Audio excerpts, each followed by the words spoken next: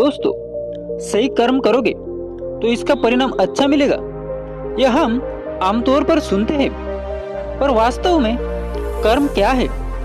कर्म का सिद्धांत क्या है? कर्म का चुनाव कैसे चुने, हमें मालूम नहीं होता।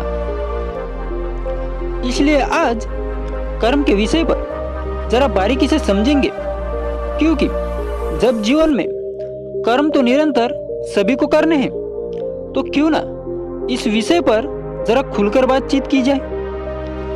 आज की जो बौद्ध कहानी हम आपको सुनाने जा रहे हैं, उस कहानी से आप कर्म के बारे में सारी बातें सीख जाएंगे।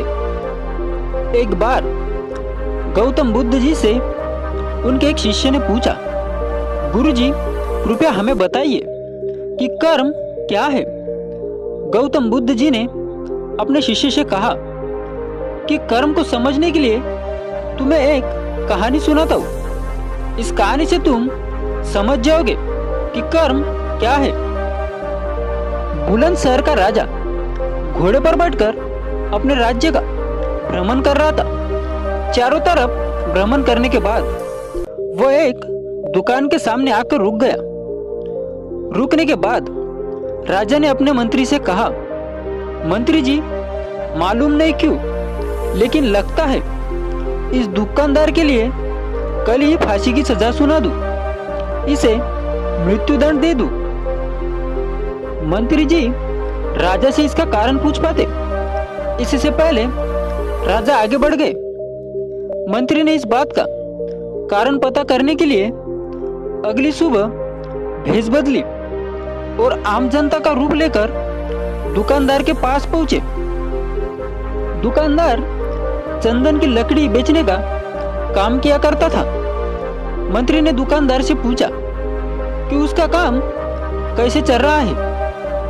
तब दुकानदार ने बताया कि उसका बहुत बुरा हाल है।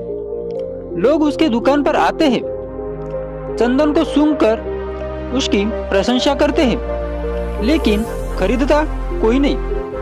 मैं सिर्फ इसी इंतजार में बैठा हूँ कि कब हमारे राज्य के राजा की मृत्यु हो जाए और उनके अंत्येष्टि में मुझसे बहुत सारे चंदन की लकड़ी खरीदी जाए और शायद वहां से मेरा व्यापार बढ़ेगा।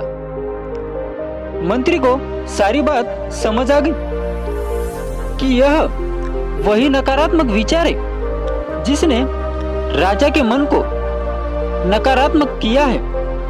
वह मंत्री बहुत बुद्धिमानी था। उसने सोचा, मैं आपसे थोड़ी चंदन की लकड़ियां खरीदना चाहता हूँ। यह सुनकर दुकानदार भी खुश हुआ और उसने सोचा कि चलो कुछ तो बिका। उसने चंदन की लकड़ी को कागज से लपेटा और एक अच्छी सी पैकिंग करके वह लकड़ी मंत्री को दे दी। मंत्री अगली सुबह चंदन की लकड़ी को लेकर राजा के दरबार में पहुंचे और राजा से कहा, महाराज, वह जो दुकानदार है उसने आपके लिए तोहफे के रूप में चंदन की लकड़ी भेजी है। यह सुनते ही राजा बहुत खुश हुए और मन ही मन सोचने लगे, मैं बेकार में उस दुकानदार के बारे में गलत बातें सोचा करता था। उसने चंदन की लकड़ी को हाथ में लिया। उसमें से बहुत ही अच्छी सुगंध आ रही थी। राजा इस बात से बहुत खुश हो गए और उसने दुकानदार के लिए मंत्री के हाथों से सोने के सिक्के भिजवाए। उसी आम जनता का रूप लेकर मंत्री अगले दिन सोने के सिक्के के साथ दुकानदार के पास पहुंचा। दुकानदार बहुत खुश हुआ। उसने सोचा कि मैं राजा के लिए कितनी गलत बातें सोचा करता था। राजा तो बड़े ही दयालु है। यह कहानी जब खत्म हुई तब गौतम बुद्ध जी ने अपने शिष्यों से पूछा, अब आप बता पाएंगे कि कर्म क्या है? शिष्यों ने उत्तर देते हुए कहा कि शब्द ही हमारे कर्म हैं। हम जो काम कर रहे हैं वही कर्म है। जो हमारी भावना है वही हमारे कर्म है। गौतम बुद्ध जी ने सभी शिष्यों के जवाब सुनने के बाद कहा, आपके विचार ही आपके कर्म हैं। अगर आपने अपने विचारों पर नियंत्रण करना सीख लिया तब आप महान बन जाते हैं। जब आप अच्छा सोचते हैं तब आपके साथ अच्छा ही होता है। तुम अपने विचारों पर नियंत्रण करना सीख जाओ। तुमने अगर अपने विचारों पर नियंत्रण करना सीख लिया तो तुम एक महान व्यक्ति बन जाओगे।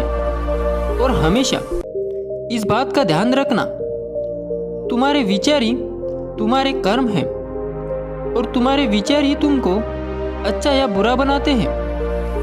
दोस्तों, उम्मीद करते हैं यह कहानी आपको पसंद आई होगी और आप कर्म के बारे में सारी बातें सीख गए होंगे। आपको यह कहानी कैसी लगी हमें कमेंट करके ज़रूर बताइएगा। मिलते हैं नेक्स्ट वीडियो में।